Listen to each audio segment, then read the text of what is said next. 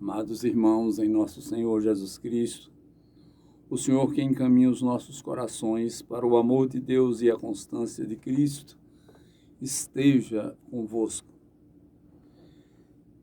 Hoje, meus irmãos, sábado, último dia da semana, da terceira semana da Quaresma, o humilde alcança a misericórdia de Deus, o soberbo não. Na palavra divina temos o alento de que precisamos. O Evangelho é de São Lucas, capítulo 18, versículos de 9 a 14. E está escrito que naquele tempo Jesus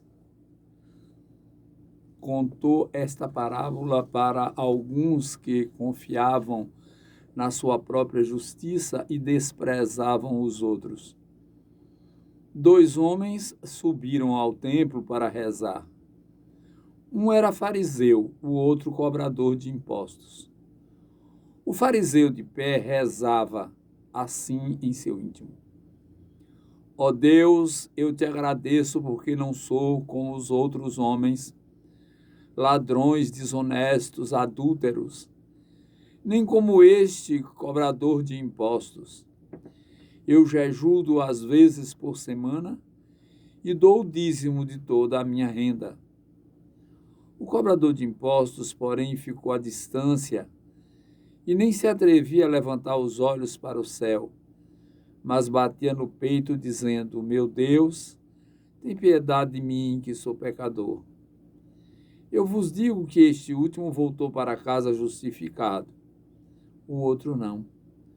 Pois quem se eleva será humilhado, e quem se humilha será elevado. É aí que nosso Senhor Jesus Cristo nos ensina verdadeiramente como servir a Deus em espírito e em verdade. Não basta ser perseverante e insistente, mas é preciso reconhecer e confessar a própria pequenez, recorrendo não ao meu mérito de conquista, mas à misericórdia de Deus. Pois de nada adianta o homem justificar-se a si mesmo, pois a justificação é dom de Deus. Foi assim que aquele homem humilde ganhou a justificação, e aquele outro que era justo, entre aspas, perdeu a justificação pela autossuficiência. Aliás, a autossuficiência é um pecado do nosso século, meus irmãos. Enquanto aquele pobre, humilde publicano se colocava diante de Deus e suplica a misericórdia do Senhor, o fariseu trata de dizer a Deus o que fez. Como se Deus não soubesse, mas ele queria alegar diante de Deus. Ora, meus irmãos, sem Deus nada podemos fazer.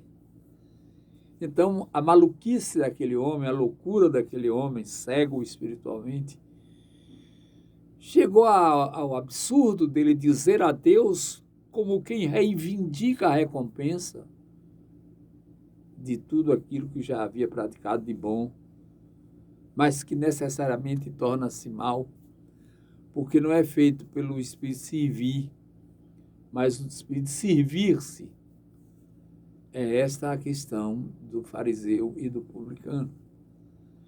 Já o publicano humildemente se coloca diante de Deus e pede a misericórdia do Senhor para que ele possa alcançar o perdão. Tem misericórdia de mim, pois eu sou pecador. Eu reconheço que não sou nada. Meus irmãos, ele nem levantava os olhos com vergonha de si mesmo e para não agredir com seu olhar a providência, mas bater no peito, contrito: sou pecador, tem piedade de mim, Senhor. E aí Deus, nosso Senhor, naturalmente, que reconhece naquele homem o arrependimento, a contrição, a vontade de acertar, a vontade de caminhar bem o caminho da vida. Sim, aquele homem verdadeiramente se dispôs a isso. Ele tinha o propósito de uma nova vida, mas ele precisava do perdão misericordioso para recomeçar. Já o outro, que se achava justo, porque fazia, porque acontecia, não justificou-se diante de Deus e, consequentemente, não obteve para si o perdão. É preciso que cada um de nós reflita direitinho como nós temos nos comportado, como é que é o nosso entendimento a respeito de nossa prática de vida e da nossa relação com Deus. Como nós verdadeiramente nos colocamos no sentido desta construção de relacionamento, onde eu busco a presença de Deus na minha vida, Deus me acolhe e observa o meu comportamento de filho fiel. É assim que eu tenho me comportado diante de Deus? Ou eu tenho apenas alegado aquilo que eu faço de bom, buscando, cobrando uma recompensa?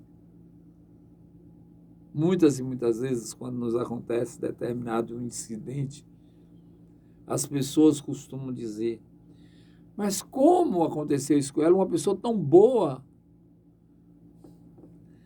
Olha que não faz mal a ninguém, olha que isso, olha que aquilo. Estas justificativas são justificativas inócuas, porque são vazias, são destituídas de sentido.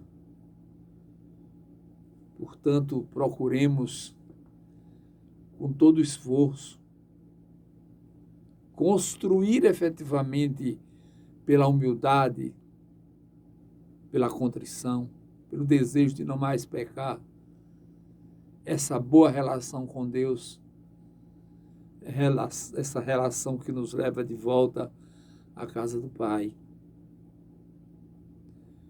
Meus irmãos, nós não podemos nos perder da verdadeira vida que nos está reservada.